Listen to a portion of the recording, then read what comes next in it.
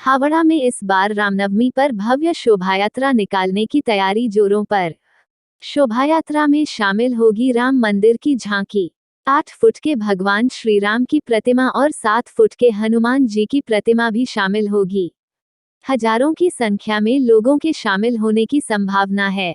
हावड़ा में इस बार रामनवमी पर्व बहुत ही हर्षोल्लास और धूमधाम से मनाई जाएगी। इस दिन यानी 10 अप्रैल को एक विशाल शोभायात्रा का आयोजन किया जा रहा है। आयोजकों को इस आयोजन में हजारों लोगों के भाग लेने की उम्मीद है। इस बार शोभायात्रा में टैब्लो में श्री राम जन्मभूमि मंदिर जा बनाया गया है।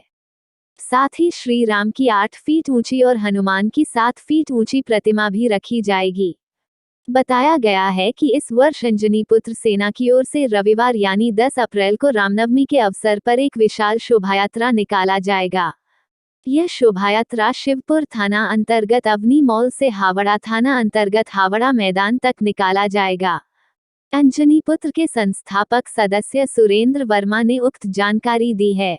उन्होंने कहा कि पिछले कई वर्षों से अंजनीपुत्र सेना ही एकमात्र पश्चिम बंगाल में रामनवमी पर शोभायात्रा आयोजित करती आ रही है। हालांकि अब पूरे पश्चिम बंगाल में कई जगहों पर रामनवमी पर जुलूस और शोभायात्रा निकलते हैं, लेकिन सबसे पुराना और सबसे बड़ा शोभायात्रा निकालने का रिकॉर्ड अंजनीपुत्र सेना का ही है। अंजनीपुत्र के संस्थापक सदस्य सुरेंद्र वर्मा ने बताया कि पिछले 2 वर्षों में कोरोना के कारण रामनवमी का जुलूस नहीं निकाला गया है, केवल पूजा हुई है, लेकिन इस साल केंद्र सरकार ने कोरोना के सभी स्वास्थ्य प्रतिबंध हटा दिए हैं। ऐसे में अंजनीपुत्र सेना इन 2 वर्षों के अंतराल को पूरा करने जा रही है। वे इस वर्ष हावड़ा शहरवासियों को विभिन्न प्रकार के टैब्लो के माध्यम से दिखाना चाहते हैं कि उनकी परंपरा क्या थी। इसके अलावा अयोध्या में राम जन्मभूमि मंदिर में बन रहा है, उसी मंदिर का प्रारूप भी टैब्लो के माध्यम से शोभायात्रा में दिखाया जाएगा। यह लगभग 18 से 20 फीट चौड़ा, 13 से 15 फीट लंबा और लगभग 10 फीट ऊंचा होता है। राम मंदिर के ढांचे के निर्माण का काम पहले से ही जोरों पर है। मंदिर के निर्माण में लगभग 35 श्रमिकों को लगाया गया है। उन्होंने कहा कि शनिवार की रात तक मंदिर बनकर उन्हें सौंप दिया जाएगा। इसके अलावा इस शोभायात्रा के लिए श्री राम की 8 फीट की और हनुमान की 7 फीट की मिट्टी की प्रतिमा भी बनाई गई है।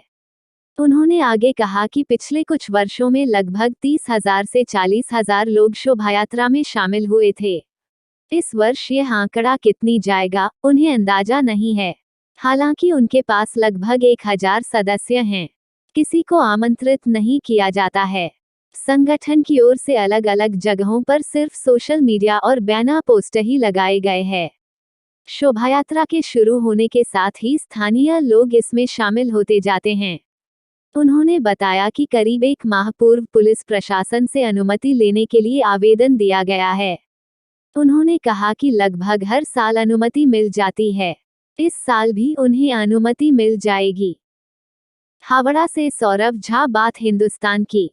अगर आपको हमारा यह वीडियो अच्छा लगा तो इसे लाइक करें, शेयर करें और हाँ, सब्सक्राइब करना ना भूलें।